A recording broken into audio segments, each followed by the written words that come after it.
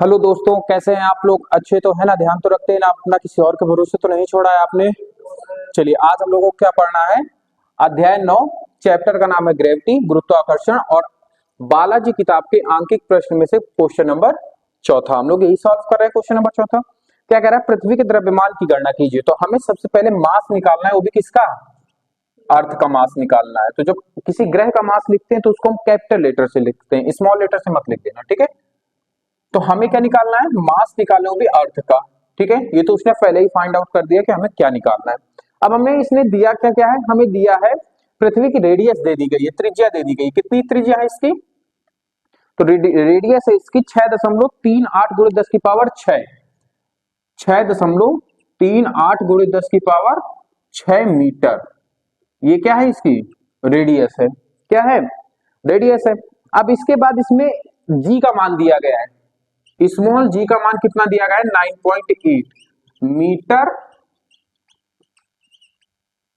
Metre प्रति second square. ठीक है, ये क्या दिया गया है? इसमें जी का मान दिया गया है। और कैपिटल जी का भी मान इसमें दिया गया है। क्या दिया गया है? 6.67 गुणे 10 की power -11 Newton into metre square upon kilogram square. ठीक है, बात समझ में आई? इतनी सारी चीजें हमें दी गई है और हमसे फाइंड आउट क्या करा रहा है? अर्थ का मास फाइंड आउट करा रहा है। ठीक है, तो अब इसमें एक बात मुझे ये बताओ, जितना इसने डाटा दे दिया है इसमें से हम कौन सा वो लगाएंगे, ये मुझे बताओ पहले। फॉर्मूला कौन सा लगेगा इसमें? देखो, अगर हम F बराबर mg लगाते हैं, ये वाला F बराबर ग्रेविटी वाला, F बराबर capital G M E small M upon R square, अगर ये वाला फॉर्मूला लगाते हैं तो एक बात बताओ, क्या मुझे छोटे वाले किसी मतलब देखो, ये फॉर्मूला जब लगता है जब दो मास के बीच में ग्रेविटी हो। और एक फॉर्मूला मैंने बताया था इसके सापेक्ष, ये वाला G बराबर कैपिटल एम ई जी अपॉन आर ई स्क्वायर। बताए थे कि नहीं बताए थे? सिद्ध भी कराया था। तो यही फॉर्मूला इसमें लगेगा, नीचे वाला। ठीक है, तो हम कौन सा फॉर्मूला लगाएंगे? क्योंकि हमें जी भी दिया गया है, स्मॉल जी है, कैपिटल जी है, एम ई हमें निकालना है, हमें हमें आर ई का वैल्यू भी दी गई है। अब इसी को सॉल्व करना है हमें। देखो, अब इसमें थोड़ी सी क्या है, कैलकुलेशन थोड़ी सी ज्यादा पड़ेगी। इतनी चीज एक बार ध्यान रखना। ठीक है, तो कैपिटल जी का मान कितना दिया गया है? 9.8 गुणे, सॉरी बराबर लगाओ अभी,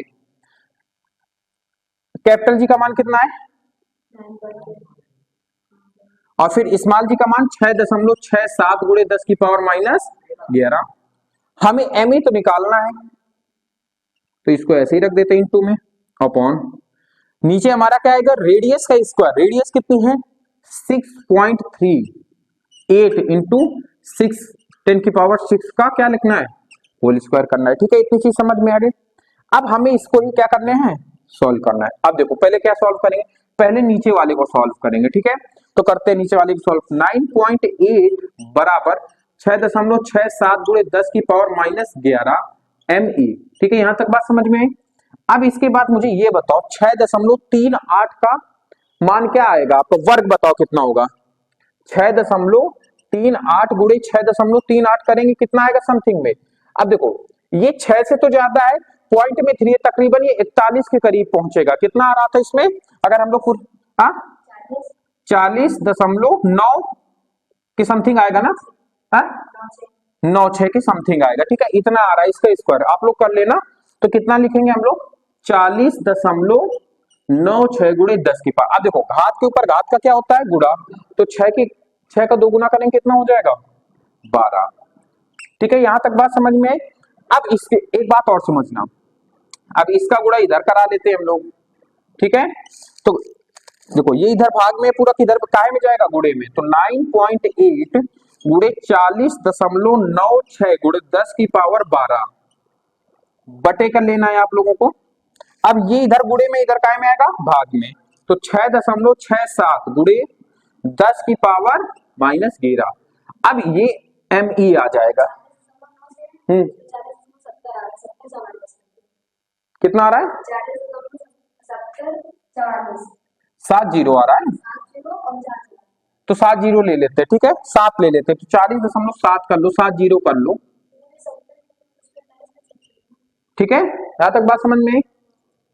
अब देखना यहां पर भी आप कर लो, कितना करोगे, 70 कर लेते, ठीक है, कर लिया आपने। अब समझो 2 अंक के बाद दशमलव इधर है, 2 अंक के बाद दशमलव इधर है, तो दशमलव दशमलव खत्म हो जाएंगे, खत्म हो जाएंगे कि नहीं हो जाएंगे। अब हमारे पास एम ही बचा क्या, ये समझना, अभी बिताड़ दें।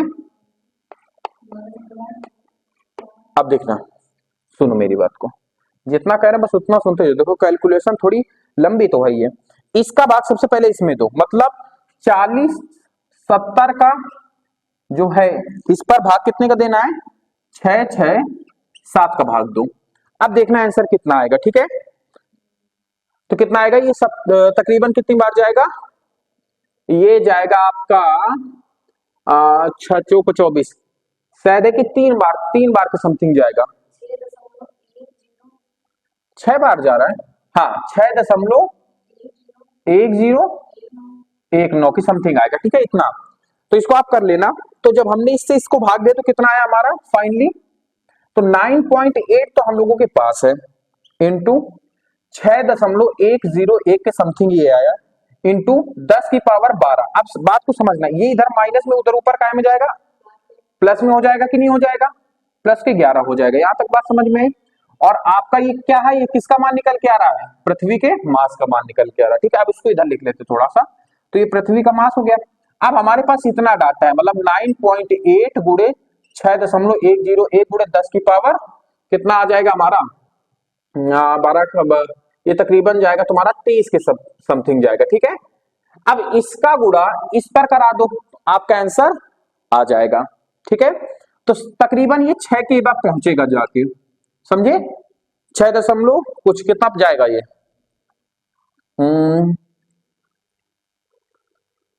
ये जाएगा आपका 6.8 गुणे 6.101। अगर हम इसको मान लेते हैं ये 10 है और इसको 6 मान लेते, मतलब ये 60 के समथिंग जाएगा, कितना जाएगा, कितना,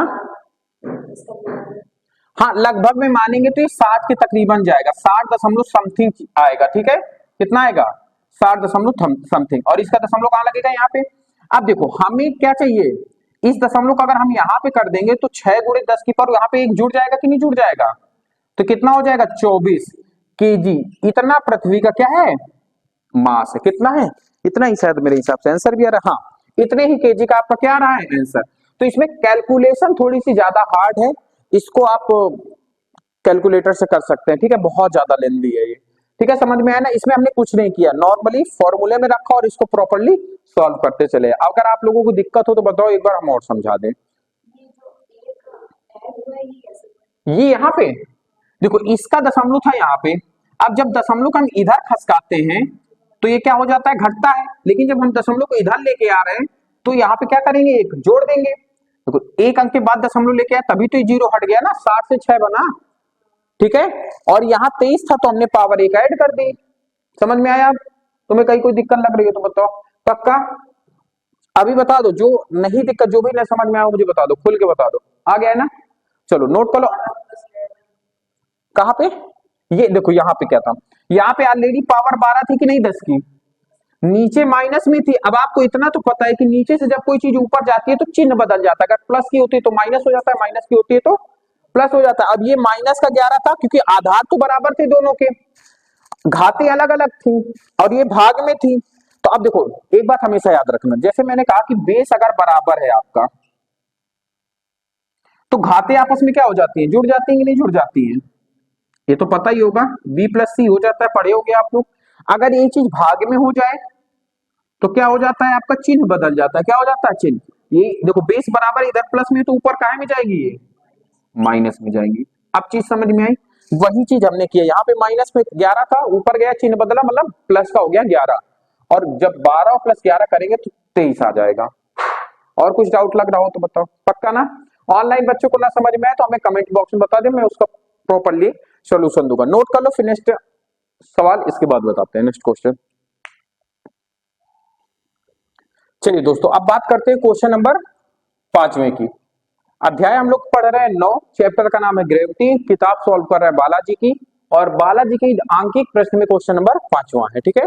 क्या कह रहा है क्वेश्चन, यदि किसी व्यक्ति का पृथ्वी पर भार 68 केजी का हो मतलब पृथ्वी पर मास ऑफ अर्थ में कितना है, 68 केजी है, 68 केजी। ठीक है, तो अब आपसे पूछ रहा है तो इस व्यक्ति का चंद्रमा पर भार और द्रव्यमान बताओ। मतलब आपको मास बताना है कहां पे, पहली बात तो वेट दिया गया है, हम लोगों को मास नहीं दिया गया। रुकना एक मिनट, हम लोगों को वेट दिया गया है, वो भी अर्थ पे कितना, 68 केजी का। मास हमसे निकलवा रहा है मून का। ठीक है, मास किसका निकलवा रहा है, मून का। और द्रव्यमान भी निकलवा रहा है, मतलब द्रव्यमान निकलवा रहा है और भार भी निकलवा रहा है। क्या निकलवा रहा है, भार ऑफ मून, मतलब वेट ऑफ मून निकलवा रहा है, वेट ऑफ मून निकलवा रहा है। ये दो चीजें हमसे निकलवा रहा है। अच्छा एक बात बताओ, किसी व्यक्ति का इस पृथ्वी पर अगर भार 68 केजी है तो जाहिर सी बात है द्रव्यमान भी उसका 68 केजी है, क्योंकि पृथ्वी पर तो दोनों लगभग लगभग बराबर ही होते हैं। तो अब एक बात बताओ, अगर मुझे ये पता लग गया, मुझे ये पता लग गया कि द्रव्यमान ऑफ अर्थ कितना निकल के आएगा, 68 केजी, क्योंकि जितना वेट है उतना ही भार होगा, पृथ्वी पे समानता मानी जाती है। अब एक बात बताओ, क्या वेट चेंज होता है, वो सॉरी क्या मास चेंज होता है क्या, द्रव्यमान क्या कहीं पे भी चेंज होता है क्या, नहीं, द्रव्यमान एक भार भिन्न भिन्न होता है, द्रव्यमान चेंज नहीं होता है। तो द्रव्यमान ऑफ मून की अगर हम बात करें तो वो भी हमारा कितना होगा, 68 केजी, क्योंकि ये चेंज नहीं होगा। बॉडी में जितना भी मटेरियल यूज किया गया है उसी को हम लोग द्रव्यमान कहते हैं। अगर पृथ्वी पर मटेरियल हमने 68 केजी का यूज किया है, तो अगर हम कुछ उसमें छेड़खानी ना करें और उसी को ले जाकर चंद्रमा पे भी रख दे तो मटेरियल तो 68 केजी ही रहेगा। चेंज क्या आएगा उसके, उसमें वेट पे चेंज आएगा। किस पे चेंज आएगा, वेट पे चेंज आएगा। किस पे चेंज आएगा, वेट पे।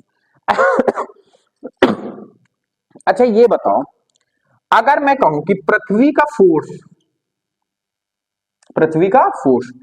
चंद्रमा की फोर्स कितने के इक्वल है, 6 टाइम ज्यादा है, किसका, पृथ्वी का। तो अगर दोनों को बराबर करना है तो 6 का गुणा यहाँ पे करना पड़ेगा कि नहीं करना पड़ेगा।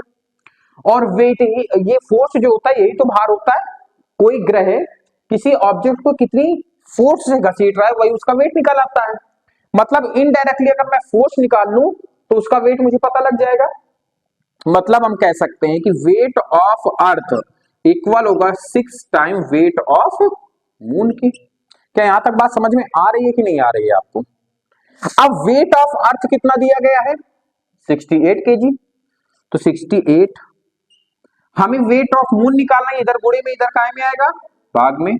तो वेट ऑफ मून निकल आया। अब इसी को काट दो, 6 कम 6, 6 दूनी नहीं, 6 कम 6, 6 कम 6, दशमलव लगाएंगे 2 बचेगा, 20 होगा 36 18, 2 बचेगा 36 18, मतलब तकरीबन तकरीबन कितने किलो का उसका वेट पहुंचेगा जाके मून पे, 11.34 कर लो केजी का क्या हो जाएगा, उसका भार होगा जाके, क्या होगा, भार होगा जाके। समझ में आई बात की नहीं। देखो यहाँ पे 11.33 है, आप भी 3 कर लो, 4 मत करो। ठीक है, तो यही आपका क्या है, आंसर है। दोनों चीजें निकल आई। देखो मास चेंज नहीं हुआ इसमें, मास 68 केजी ही रहा, केवल क्या चेंज हुआ यहाँ पे, वेट चेंज हुआ। ठीक है, नोट कर लो फिर। देखो अच्छा एक बात और समझना, मैं 6वां क्वेश्चन इसमें नहीं बता रहा हूं आपका। ठीक है, रीजन ये है कि जो 6वां क्वेश्चन है इसमें एक अलग प्रकार का सूत्र लग रहा है, वो वाला सूत्र लग रहा है जो मैंने आपको ये बताया था, जी बराबर क्या होता है, ME अपॉन RE। ये हाइट वाला फॉर्मूला लग रहा है, ये वाला फॉर्मूला लग रहा है जो आपके उसमें है नहीं, तो मैं इसको नहीं बता रहा हूं। ठीक है, क्योंकि ये आपके उसमें नहीं है, फालतू में आप दिमाग लगाओगे और कुछ मतलब आपको समझ में नहीं आएगा। ठीक है, नोट कर लो, फिर नेक्स्ट क्वेश्चन इसके बाद बताते हैं। नोट कर लो जल्दी से, 7वां क्वेश्चन बताएंगे डायरेक्ट। चलिए दोस्तों अब बात करते हैं अध्याय 9, चैप्टर का नाम है गुरुत्वाकर्षण, बालाजी किताब है, अंकित प्रश्न का क्वेश्चन नंबर 7वां मैं सॉल्व करा रहा हूं। ठीक है, क्वेश्चन 7वां क्या कह रहा है हमसे, कह रहा है कि बस कह ही रहा है, कह रहा है कि पृथ्वी की सतह पर रखे दो द्रव्यमानों के बीच 6 न्यूटन का फोर्स लग रहा है।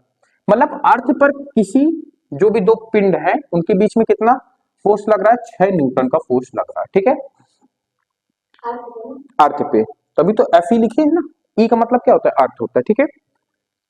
अब कहा जबकि दोनों के बीच की डिस्टेंस d है, मतलब d डिस्टेंस है, दूरी कितनी है दोनों के बीच में, d, ठीक है। मास भी मान लेते हैं अपनी तरफ से कि द्रव्यमान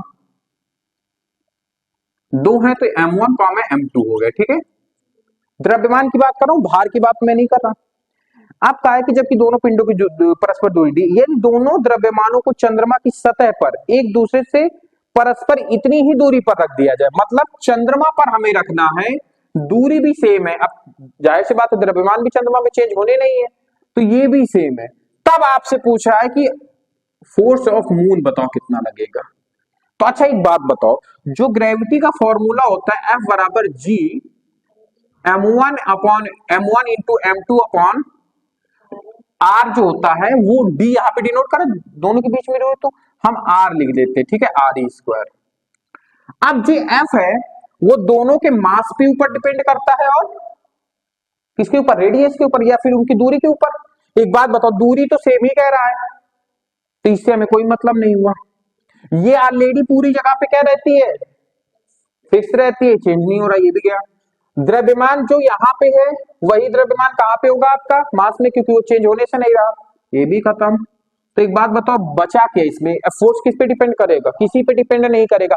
आर भी तो बराबर है, जितना डी यहाँ पे रख रहे हैं उतना मून पे रख रहे हैं, तो मतलब जितना बल यहाँ पे लग रहा होगा उतना ही बल मून में भी लगेगा, क्योंकि किंतु परंतु बंधु, क्योंकि ये किसी पे डिपेंड कर ही नहीं रहे हैं, जो जिस पर डिपेंड कर रहे हैं तो वो सब इक्वल है, द्रव्यमान भी इक्वल है, ये भी इक्वल है, डिस्टेंस भी इक्वल है, तो बचा क्या, जो न्यूटन जो फोर्स का मान होगा वही किसका मान हो जाएगा आपका, जो यहाँ पे मान होगा वो वहां पे।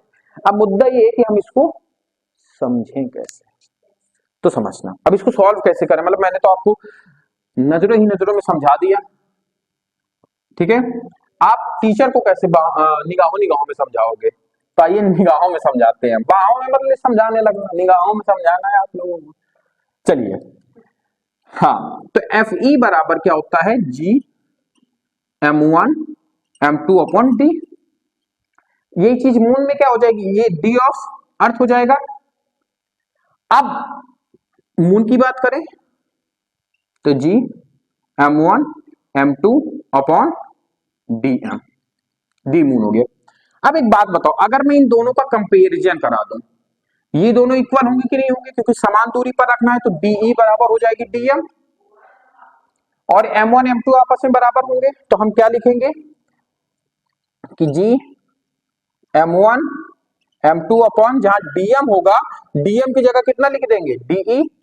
अब देखो ये और ये बराबर हो गया कि नहीं, समीकरण एक और समीकरण दो आपस में बराबर हो गए, एक पक्ष बराबर हो गया तो दूसरा पक्ष अपने आप बराबर हो जाएगा कि नहीं, एफ ई बराबर क्या हो जाएगा, एफ एम, और एफ ई का मान दिया गया है 6 न्यूटन, तो एफ एम का मान कितना हो जाएगा, मतलब फोर्स ऑफ मून क्या हो जाएगा, 6 न्यूटन का।